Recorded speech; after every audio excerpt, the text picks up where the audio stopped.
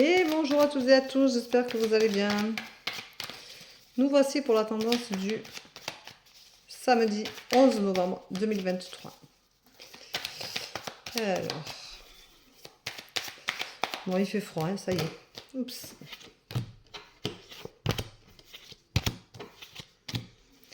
Il fait froid, il fait froid. Ça s'est bien rafraîchi.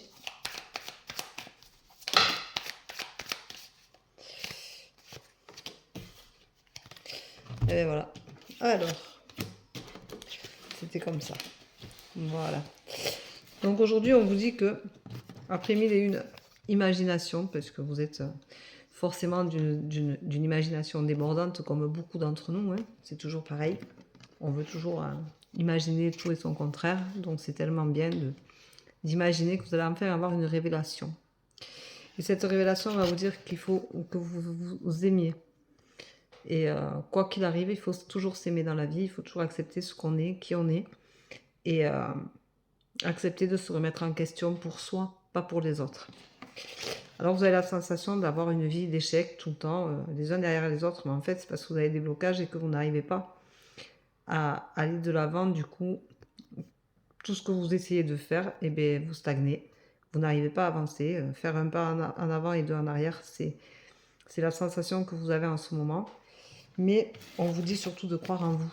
Parce que si vous croyez en vous, vous croyez en vos capacités de pouvoir justement vous débloquer. Et pour vous débloquer, vous pouvez aussi vous ancrer, aller marcher, faire un câlin à un arbre. Laisser peut-être partir ce qui vous bloque. Osez pleurer, laissez partir les émotions. Laissez-les venir, laissez-les monter pour qu'elles puissent enfin partir et se débloquer.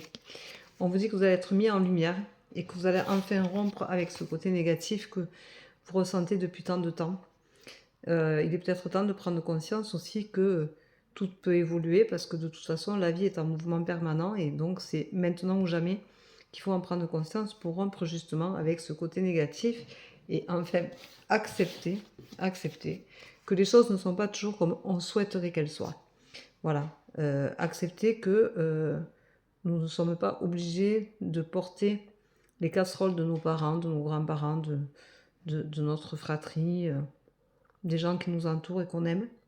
Qu'on n'est pas obligé de rentrer dans un moule, dans une case, qu'on a le droit aussi d'être différent, de pouvoir voir les choses différemment, de pouvoir agir différemment et de pouvoir être différent.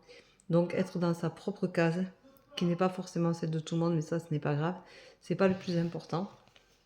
Et on vous dit que vous y trouverez le bonheur.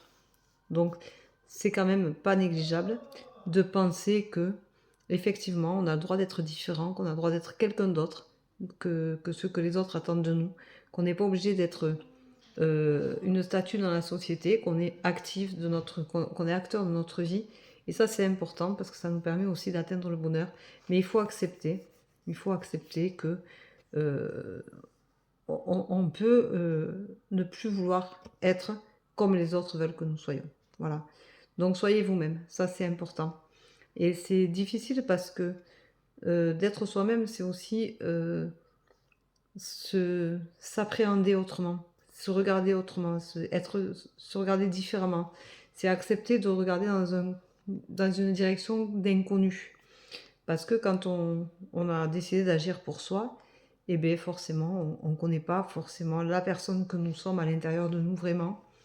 Et il faut accepter que, eh bien, elle ne rentre pas dans la case et que, eh bien, avec nos différences, on fait avec et que on peut aller bien loin aussi. Voilà, donc je vous souhaite une très belle journée et je vous embrasse, je vous dis à demain et prenez soin de vous. Bye bye.